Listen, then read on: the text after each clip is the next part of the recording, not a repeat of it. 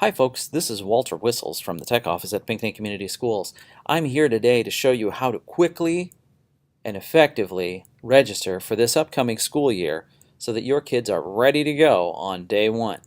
First thing I'm going to do is go to our website, and that is www.pinckneypirates.org. Once I've gone to that website, I'm going to go ahead and click on the MyStar link. When I do, it will take me immediately to the MyStar Access page. From here, I'm going to scroll down until I find MyStar Parent Access and click on that link. That link takes me to the MyStar login. The MyStar login requires a PIN and password. The PIN, or the personal identification number, is something that you would receive from the school. If you've never received one, you can request that from your school or by sending an email to help@pinckneypirates.org. If you've used this system to log in and pay for lunch or to check grades, you can see that right here, same PIN and password. If you need your login information, you can click on the link, and again, you can receive that from your school building or by sending an email to help@pinckneypirates.org. Once I've done that, I'll go ahead and log in, and that will take me to my student overview. And you can see my 4 students are listed here. It does welcome me up at the top here. And the most important link that I'd like to look at today is this Back to School registration. When I click on that, it will take me right into this re-registration process.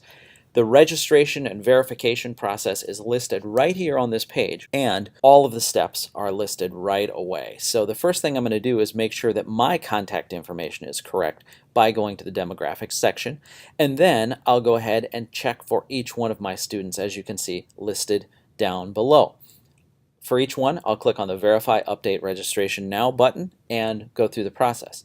To see what that looks like, let's go ahead and click on one, and as you can see, here's one of my students. The yellow background means it's required. The white background means it is not required. So I will go ahead and make sure that these are correct. All of this information looks correct. So once I've done that, I go down to the bottom box here and I would check the box, and then I'm going to go up to the Submit button. And once I've done that, click on Submit. It'll take me back to the main page. Now, to show you the emergency contact page, this one's interesting because you can see I have some information. If I wanted to change this or update one of these, I can do this and check this box right here, copy and replace emergency contacts. If I go ahead and check that box and submit this, it will put it on all 4 of the children I have listed on my account. And again, each page requires me to check the box and click on Submit to continue through the process for each one of my students. As you can see, there's 1, 2, 3, 4, 5, 6 steps, depending on your school, whether or not you have acknowledgments and permissions for each one of those schools. Your school may have different things showing up. This one is for a high school student, so it shows with that high school acknowledgments and permissions.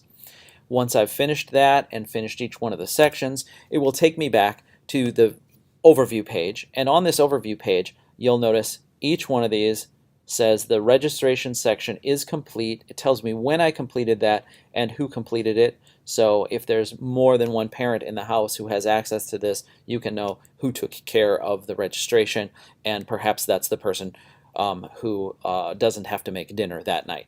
So then this is important because for high school students and high school parents, right here at the top, you'll notice it says you need to print the page after all the steps are complete, and I can verify that right here. All the steps are complete. I print that page, and I have my student bring that printed page to registration, and when they do, they will receive their schedule. That's all there is to the process, and we hope that it's simple and quick. If you have questions, please don't hesitate to send an email to help@pinckneypirates.org, and we'll be happy to help you as quickly as we can. Thanks for listening. Hope you have a great day.